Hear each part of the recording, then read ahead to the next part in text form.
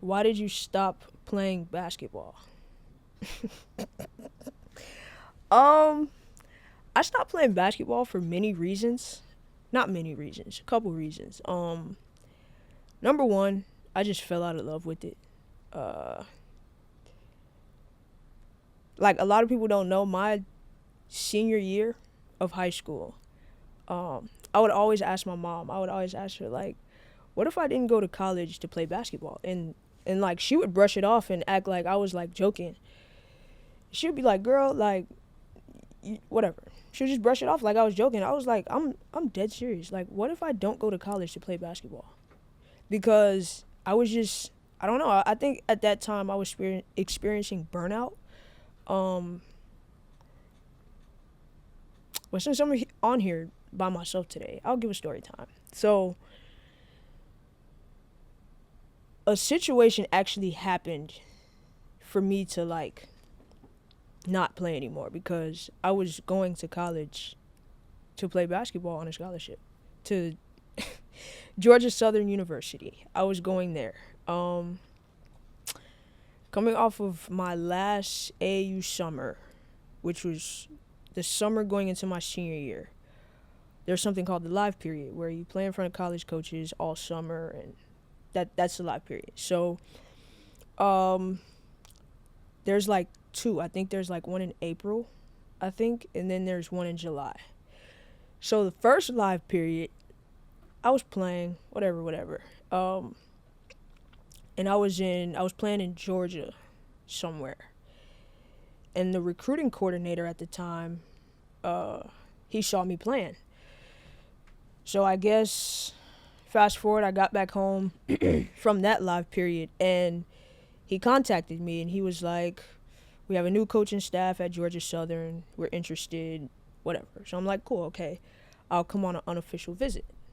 So before July happened, which is the second live period, I went on an unofficial visit, met their coaching staff, went on a school tour, whatever.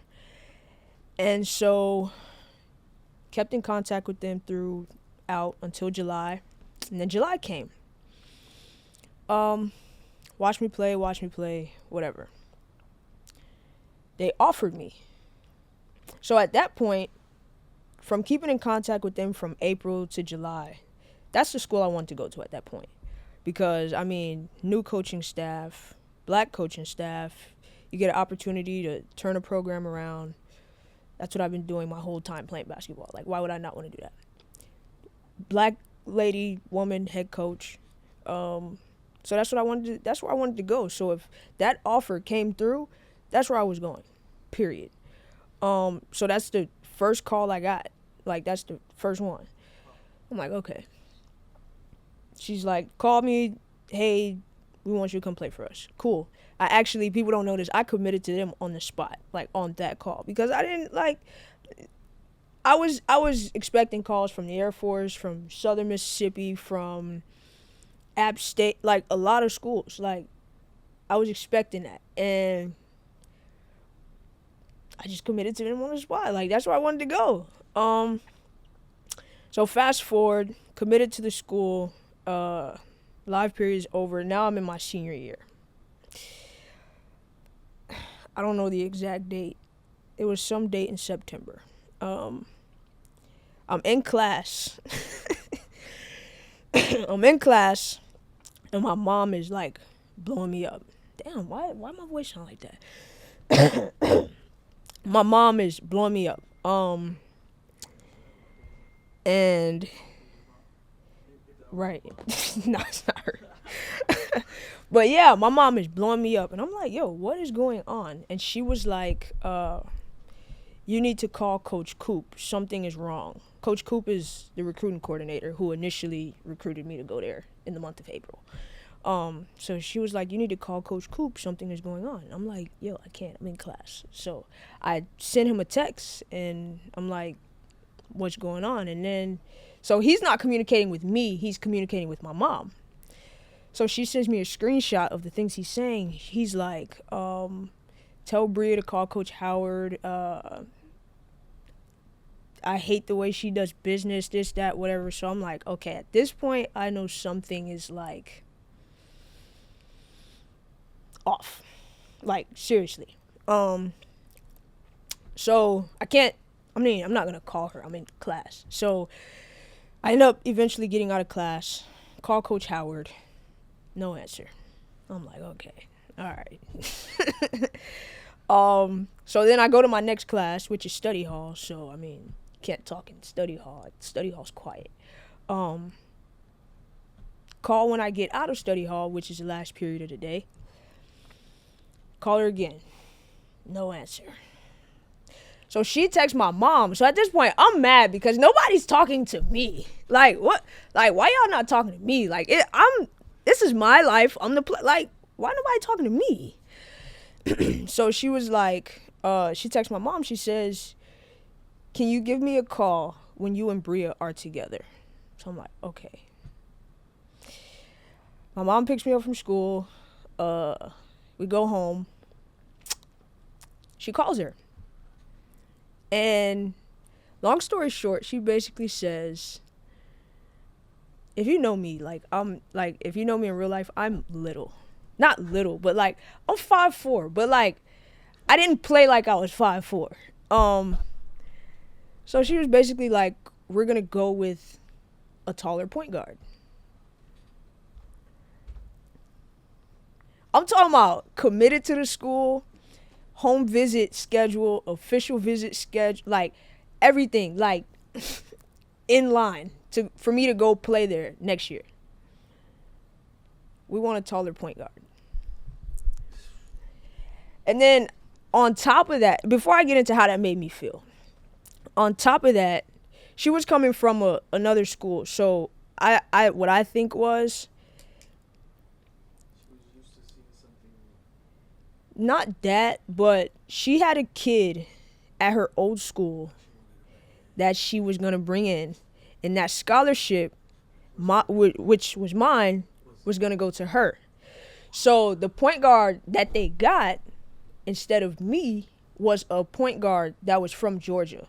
So if you know how college works, like a school won't have to pay out-of-state fees because if the kid is a kid from that state, they don't have to pay the out-of-state fees. But I'm a Florida kid going to Georgia, so you have to pay out-of-state fees for me. So it's like you're saving money for that kid from your old school to keep it. Exactly.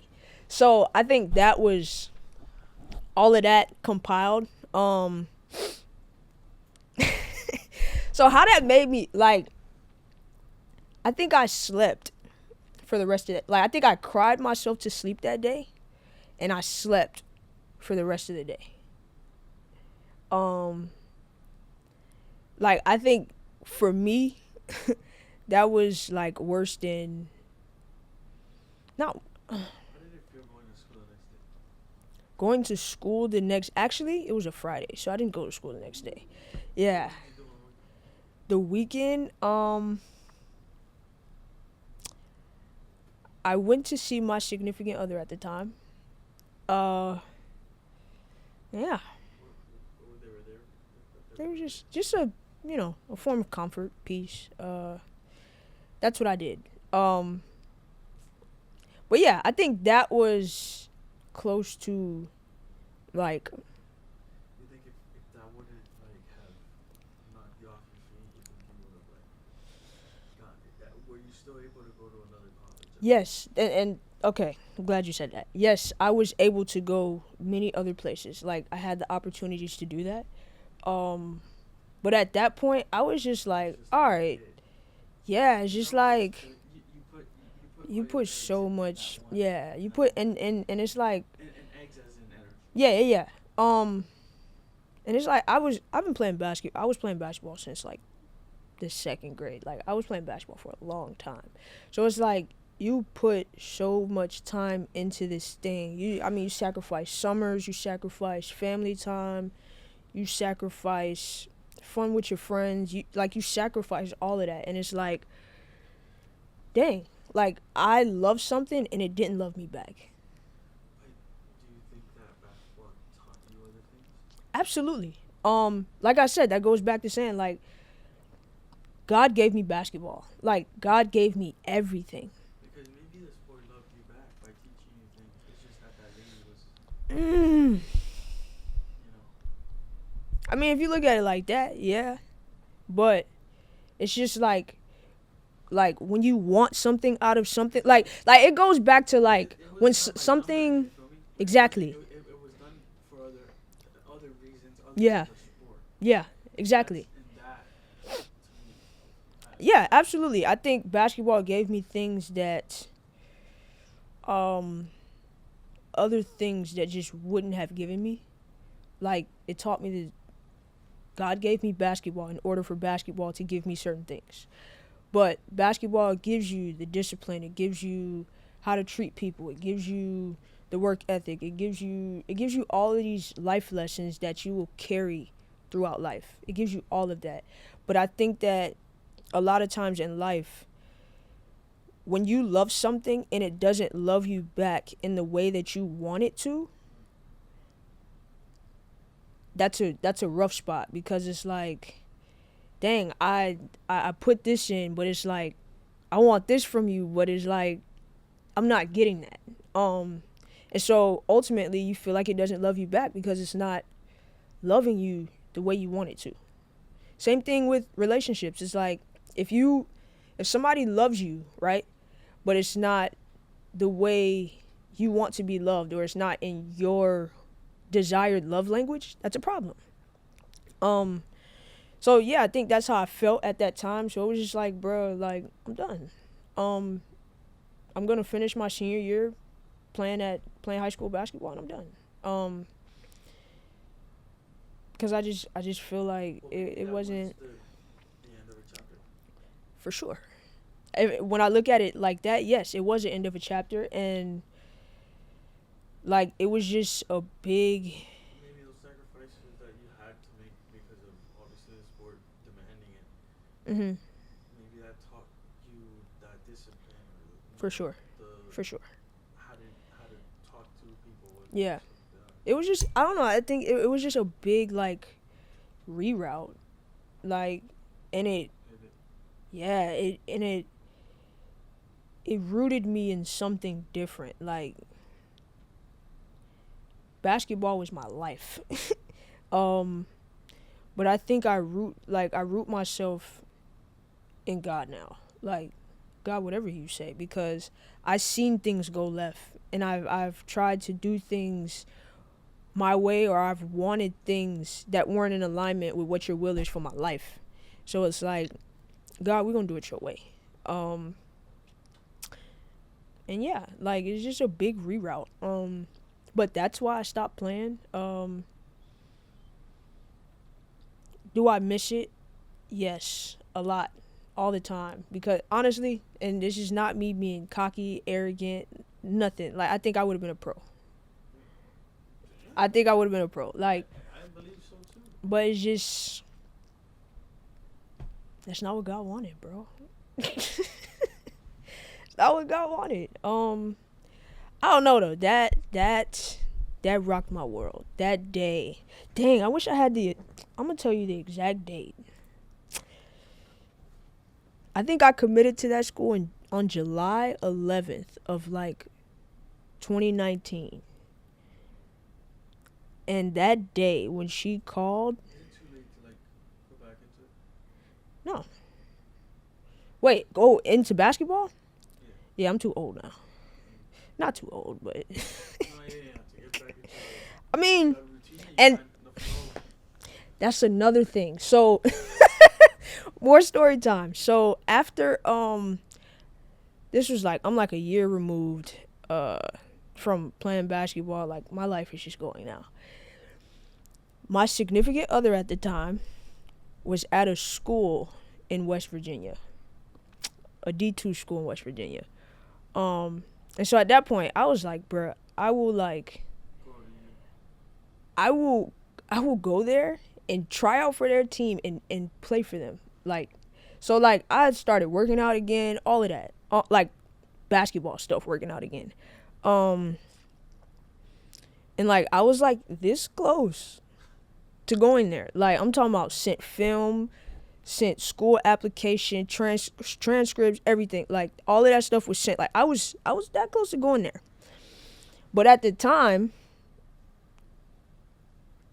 they were in the process of getting a new coach. So the person that I was communicating with to go there was but he was still there though. He was just the athletic director he moved to a new role as the athletic director, and he was the previous head coach. So, small world.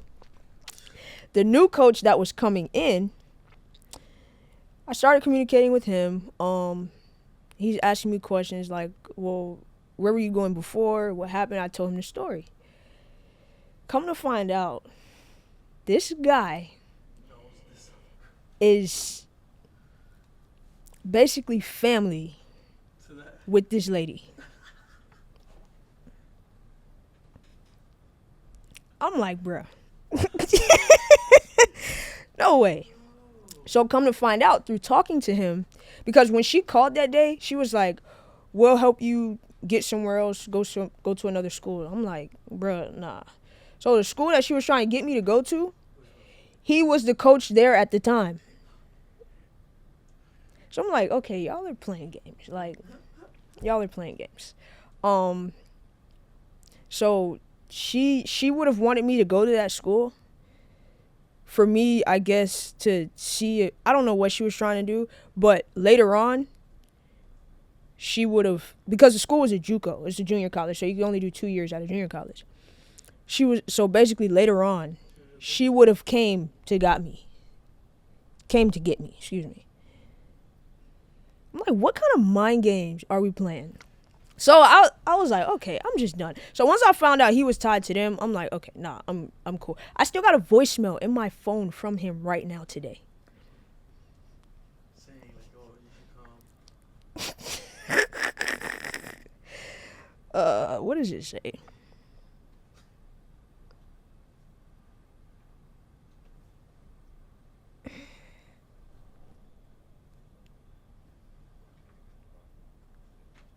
Damn, why is it so low? It's so low. But yeah, I got a voicemail from this guy right now. Oh, there you go. Hold up. Good morning, Briah. It's Coach Davis calling from Bluefield State College. Just wanted to touch base with you to see if you've spoken with your mom about you possibly coming up this semester. If you would give me a call back at your earliest convenience, I would greatly appreciate it. My number is 336. Yeah. 336. I ain't gonna do him like that, but man, what? Never. So I was just done, bro. I'm like, okay, it's not meant to be. It's not meant to be. I'm not about to be playing for, like, nah. Cause if y'all are like family, y'all got the same values. Nah, I'm cool. So yeah, that's why I stopped playing. I was just over it. But that rocked my world. Like, that put me in a, I wouldn't say actually like going through that whole story that I just told. I wouldn't say that put me like in a dark place, because I still had to go play another season of high school basketball. So I still had basketball. But when I graduated from high school and I got to college, that was rough. My first like year or two of college was rough, because it's like, what now? Then this stuff came. So like podcasting, like, in a way, saved my life a little bit, because that was a dark time. That was a dark time. So yeah, that's why I stopped playing now. Very unethical, but hey, we forgive and we move on. All right?